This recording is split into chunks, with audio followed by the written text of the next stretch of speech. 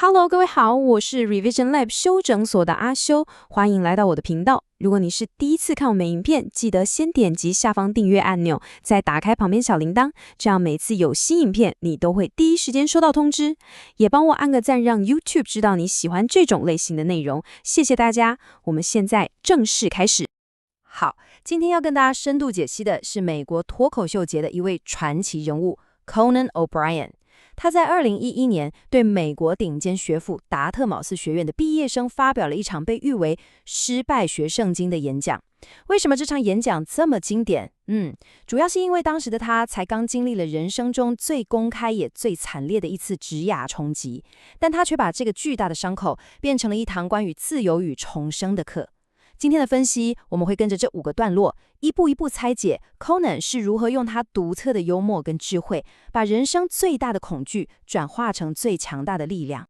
OK， 我们直接进入第一部分，最幽默的失败学大师。一般来说啊，毕业典礼的演讲嘛，不是温馨励志，就是语重心长，对吧？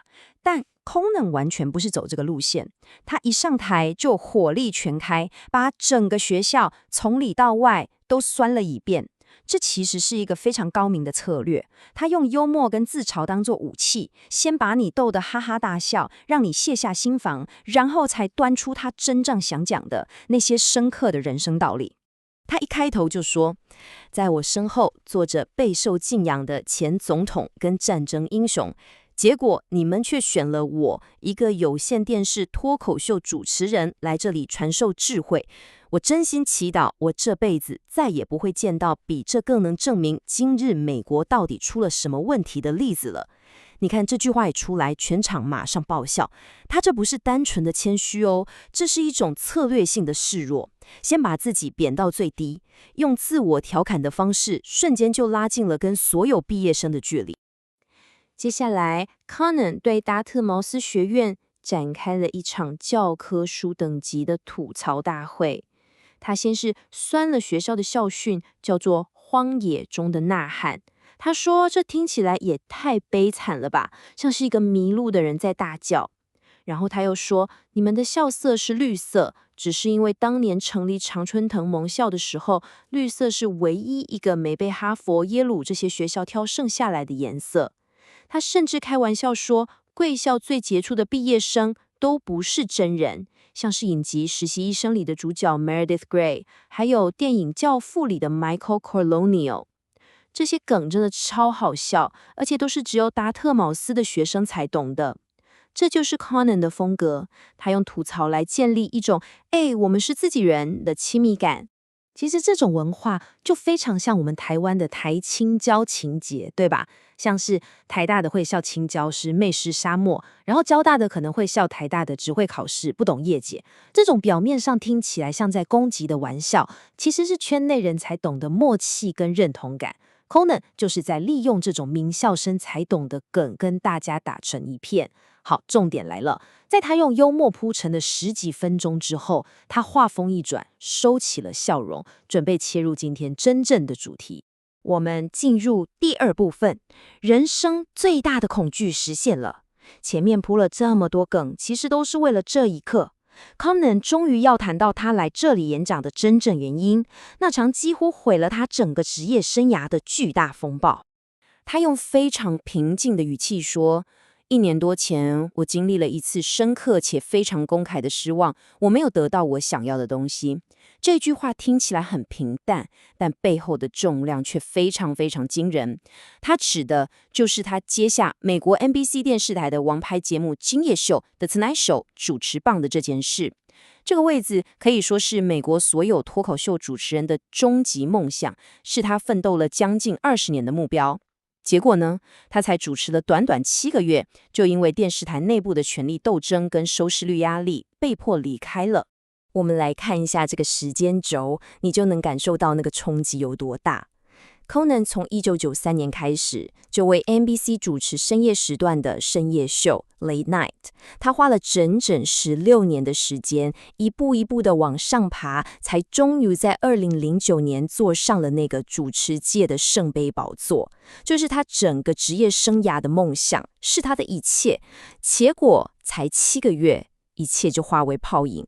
而且这不是普通的失业，这不是你被老板叫进办公室，然后默默打包走人。这是在数百万观众面前每天晚上上演的公开处刑，全世界都在看着你失败。接着 Conan 引用了尼采那句超有名的话，杀不死你的会使你更强大。但他马上给了这句话一个 Conan 版本的注解，他说，杀不死你的会让你早上11点就开始边看卡通频道边喝着中等价位的夏多内白酒。这段话之所以这么经典，在于它戳破了所有励志名言的美好泡泡。它用一种近乎残酷的诚实，揭示了失败最真实的样貌。失败不是什么浪漫的英雄旅程，它就是很痛、很狼狈、很丢脸。它告诉我们，在你能真的变得更强大之前，你会先经历一段非常痛苦、非常迷惘，甚至是有点荒谬的黑暗时期。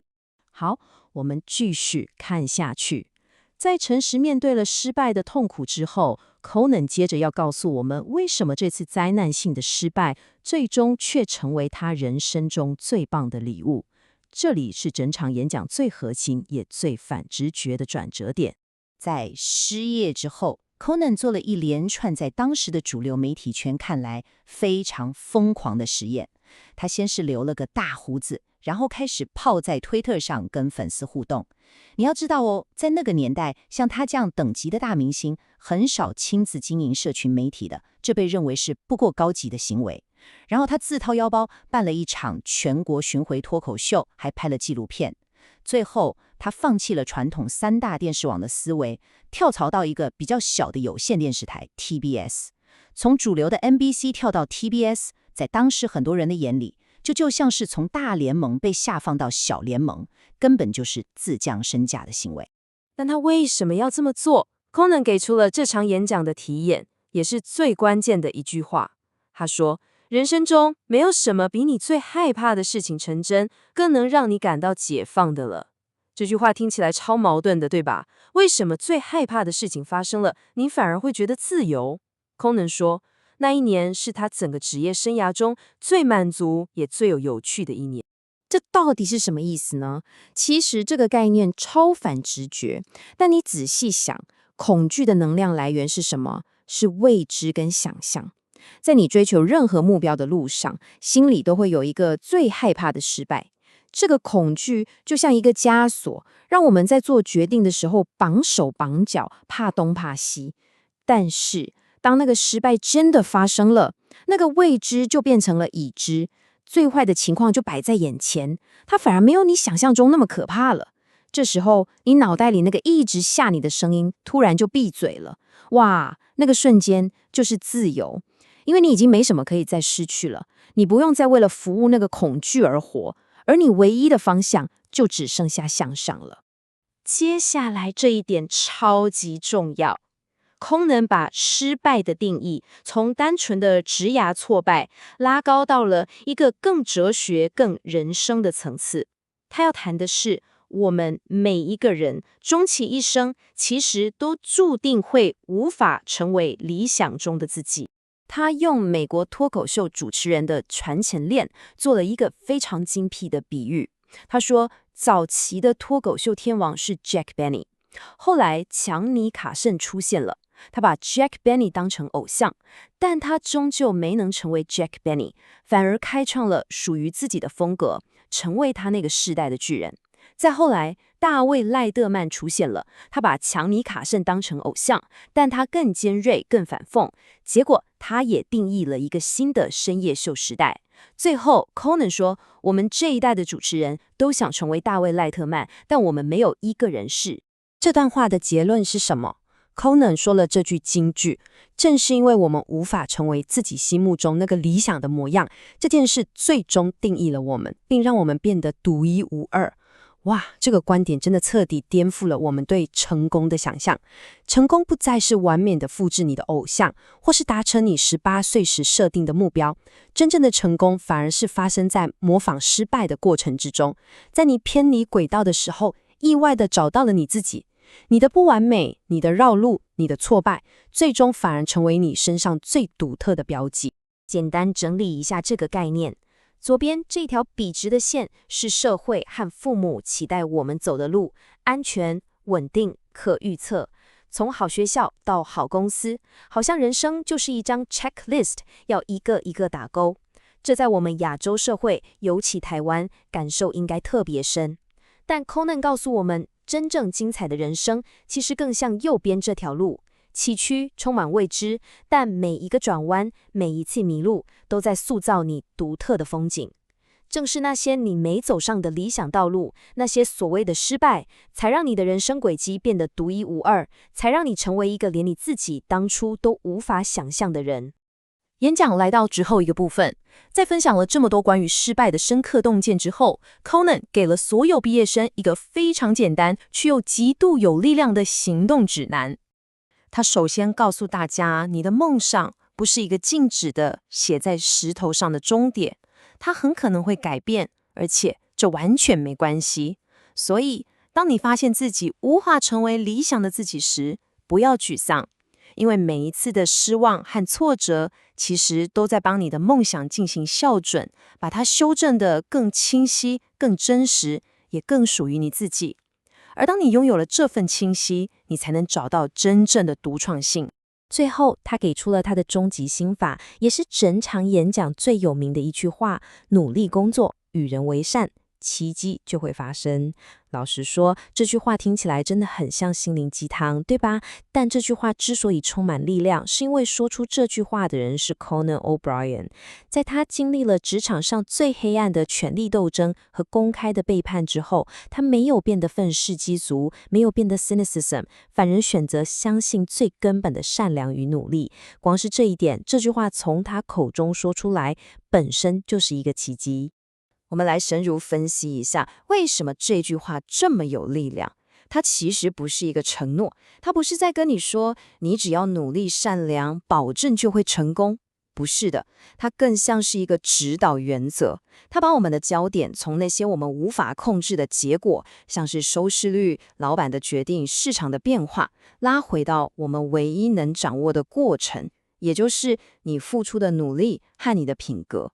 不管外在环境如何，不管你会不会遇到挫折，你唯一能做的就是持续努力，并且用善良的态度去对待你身边的每一个人。而当你专注在这两件事情上，很多意想不到的好事，也就是他口中的奇迹，才有可能发生。好，最后总结一下今天的3大重点。第一，人生最害怕的事情发生时，虽然当下很痛苦，但它同时也可能是一种彻底的解放。它让你摆脱了对失败的恐惧，反而获得了前所未有的自由。第二，我们之所以独一无二，恰恰是因为我们失败了，我们没能成为心中那个完美的理想样板，才在偏离轨道的过程中找到了真正的自己。第三，面对充满不确定性的未来，最好的准备就是专注在你能控制的过程上，努力工作，与人为善，奇迹自来。这集的内容也让我想问问正在看这段分析的你，你心中那个最坏的情况或最害怕的失败是什么呢？可能是考试考差，找不到理想工作，或者创业失败。在听完 Conan 的故事之后，我发现很多时候我们害怕的其实都只是害怕那个过程中的不确定性，而不是结果本身。那你呢？你最害怕的失败是什么？它真的有你想象中那么可怕吗？欢迎在下面留言分享你的想法。今天的内容就到这边，如果你觉得这集有帮助，记得马上点赞、加订阅、加开启小铃铛。我们正在冲订阅，需要你的支持。我是阿修，我们下次见，拜拜。